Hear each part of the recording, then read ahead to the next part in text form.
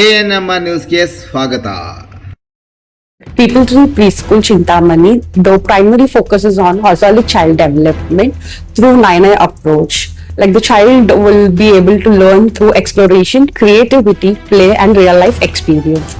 We believe that education in earlier childhood should go beyond education and help children develop in communication skills, social awareness and emotionally balanced and confident. Our curriculum is based on activity and it is aligned with modern learning methodologies. We incorporate phonics, STEM activities and storytelling along with art, music and yoga. Life skill programming to make learning joyful and meaningful for each child. What makes our school special is something that we give individual care and attention to each child and the strong partnership we maintain with parents. We ensure that children learn in a safe and caring along with positive environment where they feel comfortable expressing themselves and discovering their talents. As a center head, my goal is to build a strong partnership between children, parents and teachers.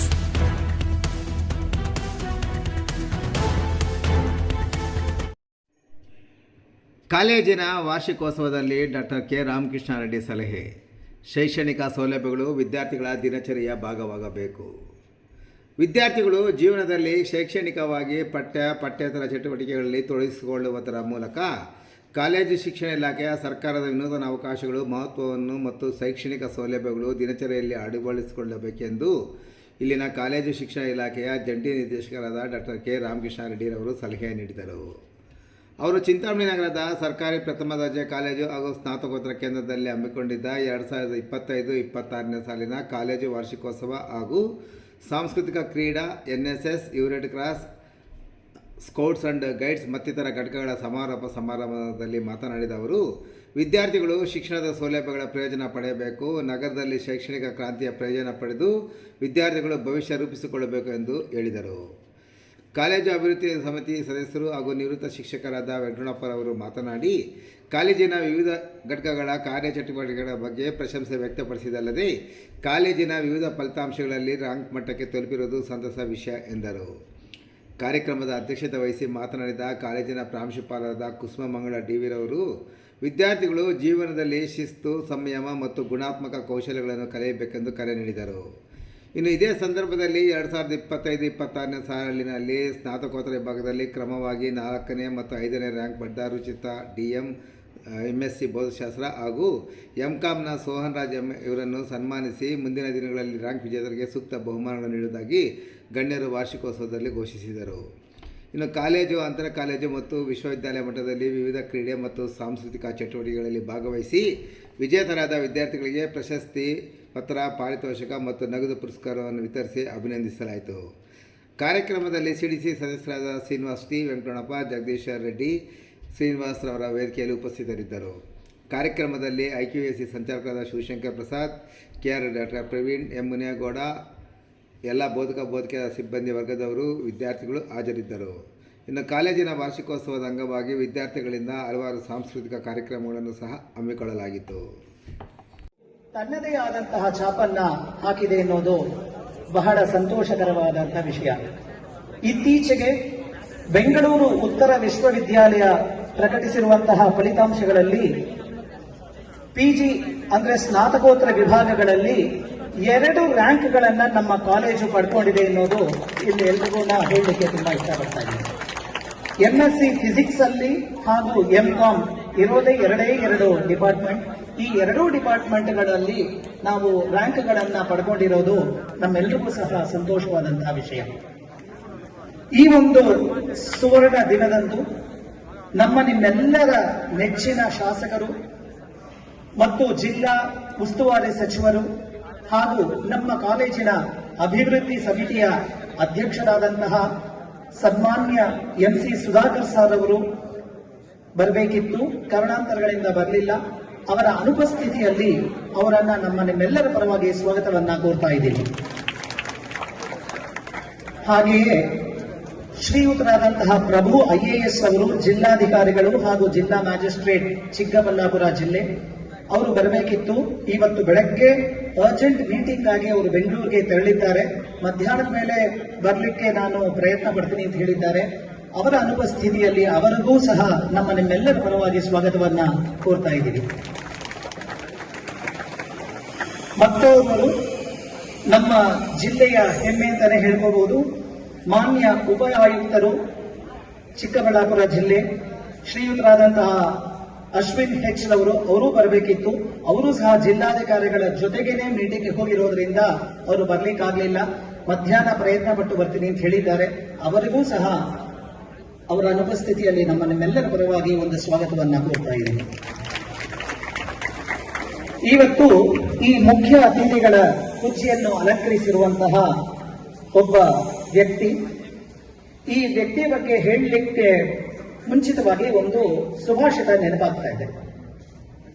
ಒಂದು ಸುಭಾಷಿತ ಅದ್ಭುತವಾದಂತಹ ಸುಭಾಷಿತ. ಅದೇನು ಹೇಳುತ್ತೆ ಅಂತ ಹೇಳಿದ್ರೆ, ಕರ್ತ ಕಾರಯಿತಾಶ್ಚೈವ ಪ್ರೇರಕಶ್ಚ ಅನುಮೋದಕಃ ಸಕೃತೆ ದುಷ್ಕೃತೆ ಚೈವ ಚತ್ವಾರಿ ಸಮಭಾಗಿನಃ ಅಂತ ಹೇಳುತ್ತೆ. ಅಂದ್ರೆ ಒಂದು ವಿಷಯ ಒಳ್ಳೆಯದಾಗ್ಲಿ ಕೆಟ್ಟದಾಗ್ಲಿ ಆಗ್ಬೇಕು ಅಂತ ಹೇಳಿದ್ರೆ 4 ಜನರ ಭಾಗಿಗಳಿರ್ತಾರೆ. ಈ 4 ಜನ ಸಮಭಾಗಿಗಳು ಅಂತ ಹೇಳ್ತಾರೆ.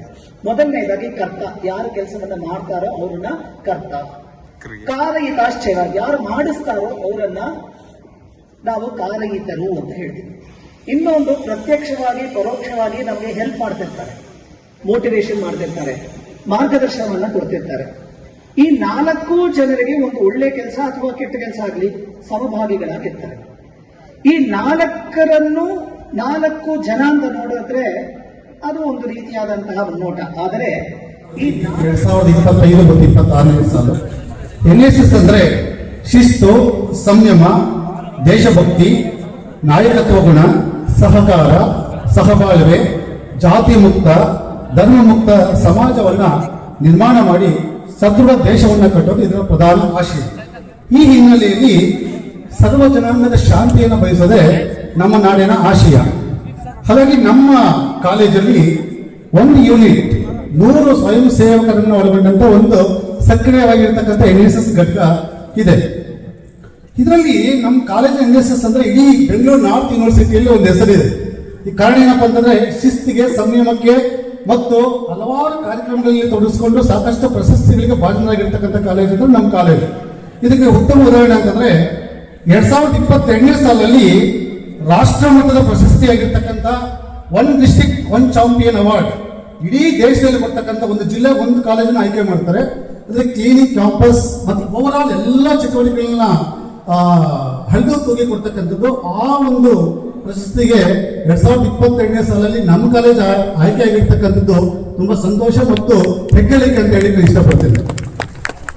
ಹೀಗಾಗಿ ಈಗ ಬಂದು ಬಂದಂತ ನಮ್ಮ NSS ಹಾಗೆ ಸಕ್ರಿಯವಾಗಿ ಮುಂದುವರಿತಾ ಇದೆ. ದಿನಾಂಕ 24/9/2025 NSS ದಿನಾಚರಣೆ, ಅವತ್ತು NSS ದಿನ, NSS ದಿನಾಚರಣೆನ ಬಹಳ ಅದ್ದೂರಿಯಾಗಿ ನಾವು ಸಂಭ್ರಮಿಸಿದ್ವಿ. ಕಾಲೇಜಿನ NSS ಅಂದ್ರೆ ಬರೀ ಬಹಳಷ್ಟು ಜನರಲ್ಲಿ ಒಂದು ತಪ್ಪು ಗ್ರಹಿಕೆ ಇದೆ. ಏನಂದ್ರೆ ಕ್ಯಾಂಪಸ್ ಕ್ಲೀನ್ ಮಾಡೋದು ಅಥವಾ ನೀಟಾಗಿ ಇಟ್ಕೊಳ್ಳೋದು ಅಂತ ಅಲ್ಲ, ಖಂಡಿತವಾಗ್ಲಲ್ಲ. ಮಾನಸಿಕ ಕೊಲೆಯನ್ನು ತೊಳೆಯೋದು NSS ಅಂದ್ರೆ. ವಿದ್ಯಾರ್ಥಿಗಳ ಸ್ವಯಂ ಸೇವಕರ ತಲೆಯಲ್ಲಿ ಏನು ತೊದಿದೆಯೋ, ಈಗಾಗಲೇ ನಾನು ಪ್ರಸ್ತಾಪ ಮಾಡಿದಂತೆ ಜಾತಿ, ಧರ್ಮ ಅಥವಾ ಬೇರೆ ಬೇರೆ ಆಯಾಮಗಳಲ್ಲಿ ವಿದ್ಯಾರ್ಥಿಗಳ ಮನಸ್ಸು ಕಲುಷಿತ ಆಗಿರುತ್ತೆ. ಆ ಕಲುಷಿತವನ್ನ ತೊಳೆದು ವ್ಯಕ್ತಿತ್ವ ನಿರ್ಮಾಣ ಮಾಡೋದು, ಪರ್ಸನಾಲಿಟಿ ಡೆವಲಪ್ಮೆಂಟ್ ಮಾಡೋದು NSS ನ ಪ್ರಮುಖ ಉದ್ದೇಶ.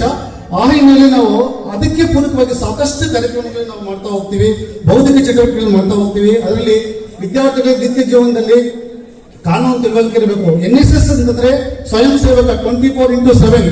ಆ ಸ್ವಯಂ ಸೇವಕ ಏನೇ ಸಂದರ್ಭ ಬಂದ್ರು, ಏನೇ ಆಘಾತ ಆದ್ರೂ, ಎಲ್ಲೇ ತೊಂದರೆ ಆದ್ರೂ ಅವನು ಸ್ಪಂದಿಸಬೇಕು ಅನ್ನೋ ಉದ್ದೇಶದಿಂದ ಅವ್ರನ್ನ ಎಲ್ಲ ತರಬೇತಿ ಕೊಟ್ಟು ಸದೃಢ ನಾಯಕರನ್ನಾಗಿ ಮಾಡ್ತೀವಿ. ಆ ಹಿನ್ನೆಲೆಯಲ್ಲಿ ಅವರಿಗೆ ಕಾನೂನು ಅರಿವು ಕಾರ್ಯಕ್ರಮ ಕೊಡ್ತಕ್ಕಂಥದ್ದು, ಡ್ರಗ್ಸ್ ಅವೇರ್ನೆಸ್ ಕಾರ್ಯಕ್ರಮ ಮಾಡ್ತಕ್ಕಂಥದ್ದು, ಹೀಗೆ 10 ಹಲವು ಕಾರ್ಯಕ್ರಮಗಳನ್ನು ನಾವು ಮಾಡಿ ಅವ್ರ ನಿತ್ಯ ಅವರು ಜ್ಞಾನ ಪ್ರಪಂಚವನ್ನು ವಿಸ್ತಾರ ಮಾಡಲಿಕ್ಕೆ ಸಾಕಷ್ಟು ಕಾರ್ಯಕ್ರಮಗಳನ್ನು ಮಾಡ್ತಾ ಬರ್ತಾ ಇದ್ದೀವಿ. ಬಹಳ ಮುಖ್ಯವಾಗಿ ನಾವು ಹೆಮ್ಮೆಯಿಂದ ಹೇಳ್ಕೋಬೇಕಾಗಿರ್ತಕ್ಕಂಥ ಒಂದು ಸಂಗತಿ ಏನಪ್ಪಾ ಅಂತಂದ್ರೆ, ಪುರಾತನ ಸ್ಮಾರಕಗಳ ಸಂರಕ್ಷಣೆ ಮಾಡೋದು ರಾಜ್ಯ ಸರ್ಕಾರದ ಆಶಯ ಆಗಿದೆ. ಆ ಹಿನ್ನೆಲೆಯಲ್ಲಿ ಚಿಕ್ಕಬಳ್ಳಾಪುರ ಜಿಲ್ಲಾ ಪಂಚಾಯತಿ ಸಹಯೋಗದೊಂದಿಗೆ ನಮ್ಮ ಚಿಂತಾಮಣಿ ತಾಲೂಕು ಸಮಾಜ ಕಲ್ಯಾಣ ಇಲಾಖೆಯ ಸಹಯೋಗದೊಂದಿಗೆ ಇದೇ ತಾಲೂಕಿನ ಕೇರಾಗುಟ್ಟಹಳ್ಳಿಯಲ್ಲಿರ್ತಕ್ಕಂಥ ಸುಮಾರು 200 ವರ್ಷಗಳ ಪುರಾತನ ಕಲ್ಯಾಣಿಯನ್ನ ನಮ್ಮ NSS ವಿದ್ಯಾರ್ಥಿಗಳು ಭಾಗವಹಿಸಿ ಆ ಕಲ್ಯಾಣ ಸ್ವಚ್ಛ ಮಾಡಿ ಬಂದಿದ್ದು ನಿಜವಾಗ್ಲೂ ಹೆಮ್ಮೆಯ ಸಂಗತಿ. ಇದರಲ್ಲಿ ಬಹಳ ನಮಗೆ ಸಂತೋಷ ಆಗುತ್ತೆ. ಇದರೊಟ್ಟಿಗೆ ನಾವು ಸಂಭ್ರಮಿಸಬೇಕಾಗಿರ್ತಕ್ಕಂಥ ಒಂದು ಸಂಗತಿ ಏನಪ್ಪಾ ಅಂತಂದ್ರೆ, ಮಾನ್ಯ ಉನ್ನತ ಶಿಕ್ಷಣ ಸಚಿವರಾಗಿರ್ತಕ್ಕಂಥ doctor M C Sudhakar sir ಅವರ ಆದೇಶದಂತೆ ನಾವು ಕೈವಾರದಲ್ಲಿ ಸ್ಪೆಷಲ್ ಕ್ಯಾಂಪ್ ವಾರ್ಷಿಕ ವಿಶೇಷ ಶಿಬಿರವನ್ನು ನಾವು ಹಮ್ಮಿಕೊಂಡಿದ್ದೀವಿ. ದಿನಾಂಕ 7/3/2026 13/3/2026 7 ದಿವಸಗಳ ಕಾಲ ಕೈವಾರದ ಪ್ರಸಿದ್ಧ ಯಾತ್ರಾ ಸ್ಥಳವಾಗಿರೋದ್ರಿಂದ ಅಲ್ಲಿ ನಮ್ಮ ಸೇವೆ ತುಂಬಾ ಅಗತ್ಯ ಇದೆ, ನೀವು ಅಲ್ಲಿ ಹಾಕಿ ಅಂತ ಮಾನ್ಯ ಸಚಿವರು ಹೇಳಿದ್ದಕ್ಕೋಸ್ಕರ ನಾವು ಅಲ್ಲಿ ಹಾಕಿದ್ವಿ. ತುಂಬಾ ಅದ್ಭುತವಾದಂತಹ ಒಂದು ಕ್ಯಾಂಪ್ ನಾವು ಮಾಡಿದ್ವಿ. ಅಲ್ಲಿ ನಾವು ಮಾಡಿದಂಥ ಕೆಲಸ ಏನಪ್ಪ ಅಂತಂದ್ರೆ ಅಲ್ಲಿರ್ತಕ್ಕಂಥ ದೇವಾಲಯಗಳ ಸ್ವಚ್ಛತೆ, ಮೊದಲ ಆದ್ಯತೆ ಕೊಟ್ಟು ದೇವಾಲಯಗಳ ಸ್ವಚ್ಛತೆ ಮಾಡಿದ್ವಿ. ಅಲ್ಲಿರ್ತಕ್ಕಂಥ ಕಲ್ಯಾಣಗಳನ್ನು ಸ್ವಚ್ಛತೆ ಮಾಡಿದ್ವಿ. ಬಹಳ ಮುಖ್ಯವಾಗಿ ಅಲ್ಲೊಂದು ಪ್ರೈಮರಿ ಸ್ಕೂಲಲ್ಲಿ ತುಂಬಾ ಗಲೀಜಿತ್ತು. ಸುಮಾರು ಒಂದು ಅವ್ರು ಹೇಳಿದ್ರು, ಹೆಡ್ ಮಾಸ್ಟರ್ ಹೇಳಿದ್ರು, ಸರ್ ಇದನ್ನ ಕ್ಲೀನ್ ಮಾಡಿಸ್ಬೇಕಂದ್ರೆ ಹೆಚ್ಚು ಕಡಿಮೆ ಒಂದು 50,000 ರೂಪಾಯಿ ಬೇಕಾಗಿತ್ತು ಸರ್, ನಮ್ಮ ಕೈಲಿ ಆಗ್ಲಿಲ್ಲ, ಅಷ್ಟು ದುಡ್ಡು ಯಾವುದ್ರಲ್ಲಿ ಉಳಿಸೋದು ಸುಮ್ಮನೆ ಇದ್ವಿ. ಹಾಗಾಗಿ ನಿಮ್ಮಿಂದ ಬಹಳ ದೊಡ್ಡ ಉಪಕಾರ ಆಯ್ತು ಅಂತ ಹೇಳ್ಬಿಟ್ಟು ನಮ್ಮ ವಿದ್ಯಾರ್ಥಿಗಳು ಅವರು ಸನ್ಮಾನ ಮಾಡಿದ್ರು. ಆ ಒಂದು ಸ್ವಚ್ಛತೆ ಕೆಲಸವನ್ನು ನಮ್ಮ NSS ವಿದ್ಯಾರ್ಥಿಗಳು ಬಹಳ ಸಕ್ರಿಯವಾಗಿ ಮಾಡಿಕೊಟ್ರು. ಮತ್ತೆ ಅದೇ ಹೈಸ್ಕೂಲ್ ಹತ್ರ ಕ್ಲೀನ್ ಮಾಡಿಕೊಟ್ಟು ಅಲ್ಲಿ ಗಿಡ ನೆಟ್ಬಿಟ್ಟು ನಮ್ಮ ವಿದ್ಯಾರ್ಥಿಗಳು ಬಂದರು. ಬಹಳ ಮುಖ್ಯವಾಗಿ ಇಲ್ಲಿ ನಾವು ನೆನೆಸ್ಕೋಬೇಕಾಗಿರ್ತಕ್ಕಂಥ ಏನಪ್ಪ ಅಂದ್ರೆ ದಿನಪತ್ರಿಕೆಗಳು ಕೂಡ ದಾಖಲಾಗಿದೆ. ಅಲ್ಲೊಬ್ಬ ಯೋಧ, ದೇಶಕ್ಕಾಗಿ ಪ್ರಾಣ ಕೊಟ್ಟಂತ ಒಬ್ಬ ಯೋಧನ ವಿಗ್ರಹ ಇತ್ತಲ್ಲಿ. ಅಲ್ಲಿ ಪದಗಳೆಲ್ಲ ಸುತ್ಕೊಂಡ್ಬಿಟ್ಟು ಸುಮಾರು ಒಂದು 15 ವರ್ಷಗಳಿಂದ ಅದು ಕಾಣಿಸ್ದಂಗೆ ಆಗ್ಬಿಟ್ಟಿತ್ತು ವಿಗ್ರಹ. ಮೊದಲು ನಾನು ಎಲ್ಲ ಸ್ವಯಂ ಸೇವಕರು ಒಂದು ಫುಲ್ ಡೇ ಅಲ್ಲೇ ಬಿಟ್ಬಿಟ್ಟೆ. ನಾನು ಫಸ್ಟ್ ದೇಶಕ್ಕಾಗಿ ಪ್ರಾಣ ಕೊಟ್ಟಿರ್ತಕ್ಕಂಥ ಹುತಾತ್ಮರಿಗೆ ನಮನ ಮಾಡ್ಬೇಕು ಅಂತ ಹೇಳ್ಬಿಟ್ಟು ಅಲ್ಲೇ ಒಂದು ಕಾರ್ಯಕ್ರಮ ಮಾಡಿ ಅವರಿನ ಮುಖಂಡರನ್ನು ಕರೆಸಿ ಅದೆಲ್ಲೂ ಸ್ವಚ್ಛ ಮಾಡಿಕೊಟ್ಬಿಟ್ಟು ನಾವು ನಿಜವಾಗ್ಲೂ ಒಂದು ಮೆಮೊರೇಬಲ್ ಮೂಮೆಂಟ್ ಅಂದ್ರೆ ಆ ಯೋಧನ ತಾಯಿ ಬಂದು ಕಣ್ಣೀರಕ್ಕೆ ಆ ಮಕ್ಕಳು ನಮ್ಮ NSS ಮಕ್ಕಳು ದಬ್ಕೊಂಡು ಹತ್ತು ಬಿಟ್ರು ಪಾಪ. ಅಂತ ಒಂದು ಕ್ಷಣಕ್ಕೆ ನಮ್ಮ NSS ಅಲ್ಲಿ ಸಾಕ್ಷಿ ಆಯಿತು. ಈ ರೀತಿ ಅಷ್ಟೇ ಅಲ್ಲದೆ ಆ ಬನ್ನಳ್ಳಿ ಹತ್ರ ಒಂದು ಕೊಲಲಮ್ಮ ದೇವಸ್ಥಾನ ಹತ್ರ ಅದು ಅಷ್ಟು ತುಂಬಾ ಗಲೀಜಿತ್ತು. ಅವ್ರು ಬಂದು ಮನವಿ ಮಾಡ್ಕೊಂಡಾಗ ನಾವು ಅಲ್ಲೂ ಸಹ ಹೋಗಿ ಆ ದೇವಸ್ಥಾನವನ್ನ ಕ್ಲೀನ್ ಮಾಡಿಕೊಟ್ಟಿದ್ವಿ. ಬಹಳ ಅದ್ಭುತವಾಗಿ ಇವತ್ತು ಶೋಭಿಸ್ತಾ ಇದೆ ಆ ದೇವಸ್ಥಾನ.